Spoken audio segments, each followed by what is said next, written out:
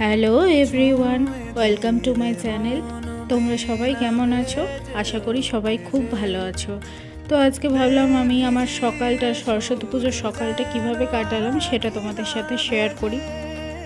তো সকাল সকাল ঘুম থেকে উঠে স্নান টান করে আমি তো বসে পড়েছিলাম আমাদের বাড়ির যে প্রতিমা সরস্বতী মূর্তি সেটাকে পরিষ্কার করতে।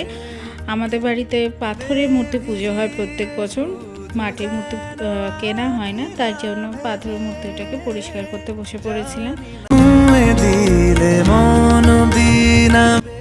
এই যে দেখো সবাই, ঠাকুরটা ধুয়ে মুছিয়ে পরিষ্কার করে নিয়ে আমি চলে এসেছি ঠাকুরের চোখ দুটো আঁকতে। যেহেতু আমাদের বাড়ির প্রতিমাটা অনেক বছরের পুরনো, তাই রঙটা একটু উঠে গিয়েছিল চোখের, তাই ভাবলাম যে একটু এঁকে দিই, তাই নিয়ে বসে পড়লাম একটু আঁকতে চোখ দুটোকে।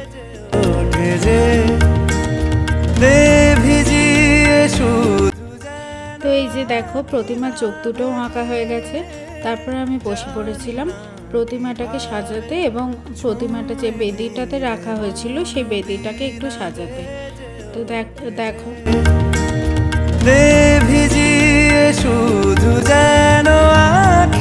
আর এইদিকে আমার বাবা ঠাকুরের থালাগুলোকে সাজিয়ে নিচ্ছিল, ফল টল কেটে নৈবেদ্য সাজিয়ে।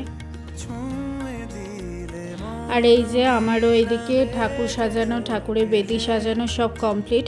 আর বই ঠই দিয়ে ঠাকুরের প্রসাদের থালা দিয়ে সব কিছু রেডি। তোমরা জানিও ডেকোরেশনটা তোমাদের কীরকম লাগলো।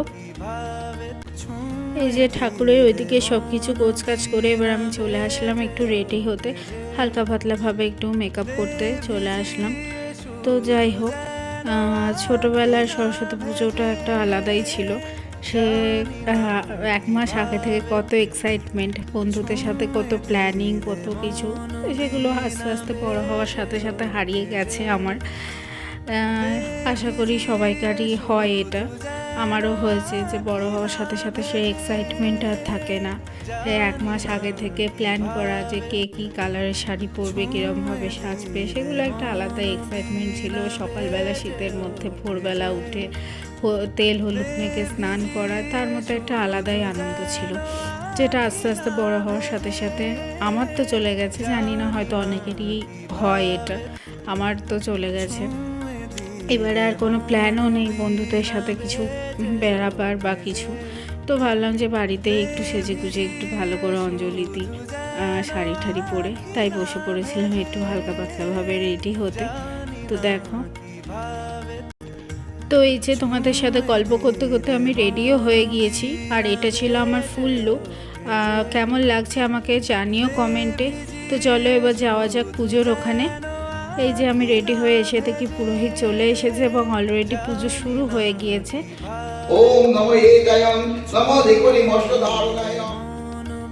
আর এখানে দেখো পাড়ার সবাই চলে এসেছে আমাদের বাড়িতে অঞ্জলি দিতে। আমাদের পাড়ার মোটামুটি সবাই আমাদের বাড়িতেই আসে অঞ্জলি দিতে, তো মোটামুটি সবাই চলেও এসেছে। দেখো,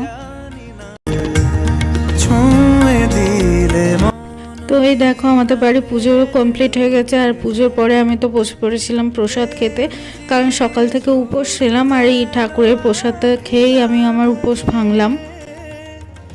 তো এই যে আমি ঠাকুরের প্রসাদ খেয়ে তারপরে বেরিয়েছিলাম পাড়ার সব বাড়িগুলোতে একটু প্রসাদ দিতে, তো সেটা আর ভিডিও করা হয়নি। আর এই যে দুপুরে মেনু ছিল পনির, পোলাও, চাটনি আর পাঁপড়। তো সেটা দিয়েই সরস্বতী পুজোর দুপুরের লাঞ্চটা কমপ্লিট করলাম। তো আমার তো এইভাবেই কাটলো সরস্বতী পুজোর সকালটা। আর তোমরা সবাই সরস্বতী পুজোর দিনটা কে কীভাবে কাটালে সেটা অবশ্যই কমেন্টে জানিও। আজকের মতো টাটা, সবাই খুব ভালো থেকো। আর ভিডিওটা ভালো লাগলে অবশ্যই লাইক, কমেন্ট আর শেয়ার করো, আর আমার চ্যানেলটাকে সাবস্ক্রাইব করে দিও।